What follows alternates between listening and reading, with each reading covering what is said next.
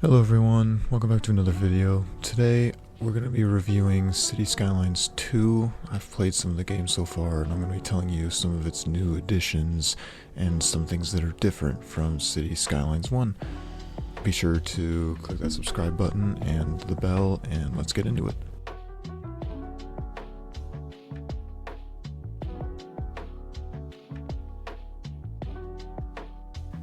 In Skylines 1, utilities work differently than they do in Skylines 2. In Skylines 1, each building has a radius where if it was connected to the radius of other buildings, they could power each other. And if there was a faraway building that was too far to be connected through other buildings, you could use power lines to connect it to the grid. Water and sewage works in a different way. You have to run pipes underneath buildings in order to connect them to a sewage system. This was really annoying, to say the least, as you would always miss that one building and you'd have to either redesign your pipe layout or add a weird pipe to connect it. But in Skylines 2, however, power and water and sewage are all automatically routed under the road. When you build a road, it will add pipes to connect any building on the road to the grid. You still have the option to build separate power lines and pipes for more customization. Power in Skylines 2 works differently as well. You now have two types of power cables, high voltage and low voltage. Some power generators, like wind turbines, output low voltage energy, which can be immediately hooked up to the grid. However, some more powerful energy generators output high voltage electricity. High voltage energy needs to be run through a transformer station in order to be connected to the grid. And speaking of, a world power line is something that spawns in every single world. It basically outputs just to nothing, and connecting this to the grid of your city allows you to import or export power. It's a nice feature because you can import power when demand is high and you can't produce enough electricity, which makes it so that you're less likely to run into outages, and if you're producing more energy than you need, you can export it, and that actually helps you generate more revenue.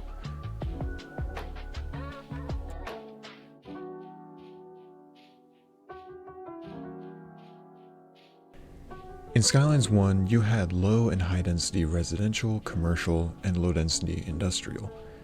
In Skylines 2, the zones are a lot more complex, with 3 different tiers of residential, low density, medium density, and high density. There's houses, row homes, apartments, low-cost apartments, and apartment commercial combos.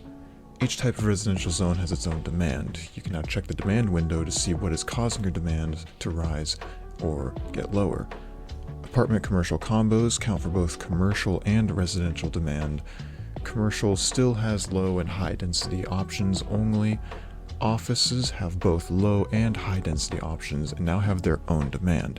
In Skylines 1, offices counted towards industrial demand, but now industrial demand and office demand are separate. Special industries in Skylines 2 works differently too. In Skylines 1, you would assign districts to a certain special industry, and any industrial zones in that district would fit to that certain industry. In Skylines 2, you now have an option to build special buildings to create a zone for that building to use for production. For example, you can make a farm and create a zone for the farm's field itself. Other buildings work like this too, like the landfill, where you can create an area for the landfill itself, as opposed to having a fixed size. Special buildings are different this time, where you earn special buildings based on how many of the respective types you've zoned.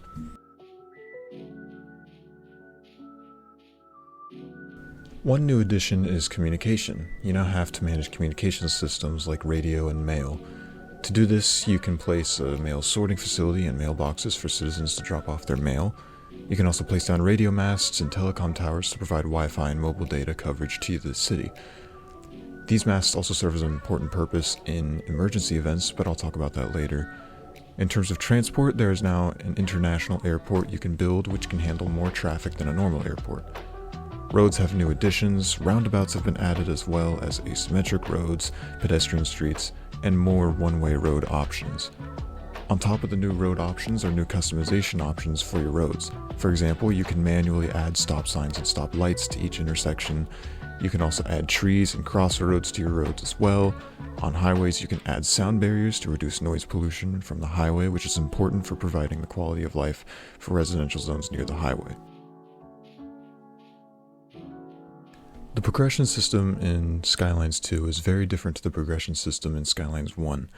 In Skylines 1, as the population of your town increased, your town would level up. Along with each level up, you would unlock new buildings and options. In Skylines 2, you now have a tech tree. Each level up would get you rewarded development points. These points can then be spent on new buildings and options. Level ups now work on an XP system rather than leveling up purely on your population like in Skylines 1.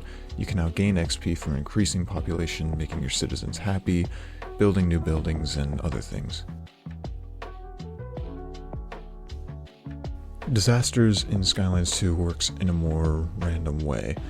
Some disasters such as wildfires and tornadoes will happen naturally. You can build shelters, early warning systems, and firewatch towers to provide shelter to citizens and warn of disasters early. You'll also get a sort of mock emergency broadcast playing on the in-game audio, telling you that there's an emergency. Sort of plays out like an EAS alarm. And those telecom towers and radio masts that I mentioned earlier sort of help warn your citizens of emergencies that are happening in the city. So the more coverage you have of that, the more warned your citizens become. One of the most significant additions to Skylines 2 is building upgrades. I remember when I played SimCity and then moved over to Skylines 1, that one of my main complaints was that Skylines 1 didn't have any building upgrades. And Skylines 2 has building upgrades. You can now add an existing building to make it better. For example, you can add a garage to a bus depot to make it space for more buses, or add a helipad to a fire station to make room for a helicopter. Some upgrades can be added to the existing building, but some are separate buildings that need to be added on the side of the main building, so you want to make sure you leave room for those buildings. And that concludes this Skylines 2 new features video. I know I definitely missed a lot of new things. I didn't go over everything in this video, but those are some of the more significant ones that I found while playing Skylines 2. Overall, I'd say the experience is a lot better than in Skylines 1. Both games are great, but I still recommend Skylines 2. It just has a lot more complexity and more in-depth mechanics than Skylines 1, at least from what I'm finding. But I hope you enjoyed, and I hope you all have a great day. Be sure to like and subscribe, and I'll see you all later.